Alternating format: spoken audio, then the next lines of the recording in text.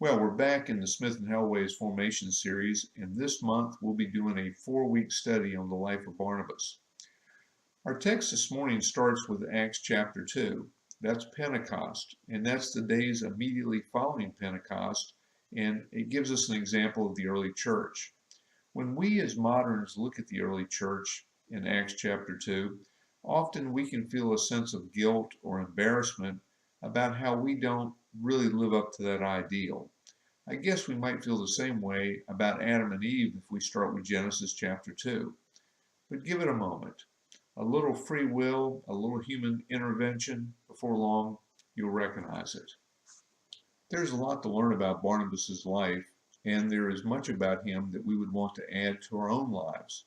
We'll meet Barnabas in chapter 4 of Acts, but let's stay with the early church for a moment in chapter 2. We hear the term Easter people, and we assume that means Christians, but in what sense? Hear these words from the second chapter of Acts, verses 44 and 45. All who believed were together and had all things in common. They would sell their possessions and goods and distribute the proceeds to all, as any had need. 3 clues here for us. First, all that believed. What was central to everything that went on with the early church was this common belief, and it was a belief in the risen Christ. It was also the belief that God loved them and had mercy and grace upon them. And so it was this belief that led to all the other observable actions. It also said they had all things in common. We might make a mistake if we think that this is some secret formula, some new economic model, something that maybe we're missing and should turn to, and that is that we shouldn't own anything privately and we should live in a commune. I think that would be a mistake to think that that's the secret. You see, that wasn't the secret, but it was an outpouring of this belief. They wanted to be together. They wanted to pray together, worship together, eat together, and sit at the feet of the apostles learning together.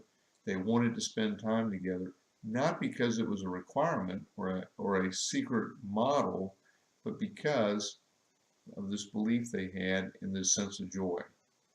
The third idea here we see is they would sell their possessions and goods and distribute it to those in need. So once again, we should ask the question, was this a requirement? Was this part of was this a requirement of being in this community? Actually not. There's plenty of examples of people that continued to own private property. As a matter of fact, the spread of the gospel often happened in the homes owned by private citizens and private individuals. So it's not so much about possessions as it is about our attitudes towards those possessions. You see, for this early church, they were willing to look at everything as belonging to the kingdom and to be available for the kingdom's use as opposed to being something they owned personally for only their use. We turn now to our second focal passage, Acts chapter 4, verses 32 through 35. Now the whole group of those who believed were of one heart and soul, and no one claimed private ownership of any possessions, but everything they owned was held in common. With great power the apostles gave their testimony to the resurrection of the Lord Jesus, and great grace was upon them all. There was not a needy person among them, for as many as owned lands or houses sold them and brought the proceeds of what they sold. They laid it at the apostles' feet, and it was distributed to each as any had need. So once again, we see the idea repeated from chapter 2 of what it was like to be a part of this early community. Now, it's important for us to understand that it's in the context of this community that we meet Barnabas. So what do we know about Barnabas? Well, we can tell from the clues here that first of all, he was very generous. He sold some land, he laid the money at the apostles' feet. He understood that all he had belonged to the kingdom and should be used for kingdom building. We also know that he was a Hellenistic Jew. He had likely relocated to Jerusalem. We know he was of the family of Levites. We know in the Old Testament the Levites were the tribe that were set apart for God's service. They were the ones that administered the sacrifices and the rituals in the temple.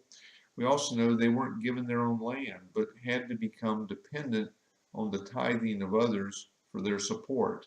Maybe that explains a little bit of why Barnabas had a heart for, sharing what was his, making it available to help others in need, maybe because of his family's history as being a Levite.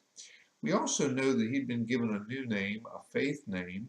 Often in the Bible, we see people being given faith names. And his faith name, his name changed from Joseph to Barnabas, means son of encouragement. We're given very little information about what his role in the community was up to this point, but for some reason, he had been named by the apostles with this new faith name. If Barnabas is our example of an individual who was generous, Ananias and Sapphira, who Luke talks about in the next chapter, chapter 5 of Acts, are the example of the opposite. You see, this couple had sold a piece of property and had bought money and laid it at the apostles' feet, just like Barnabas. The difference was there was a bit of a deceit in that they kept some of the money for themselves secretly. They are an example of a miserly spirit.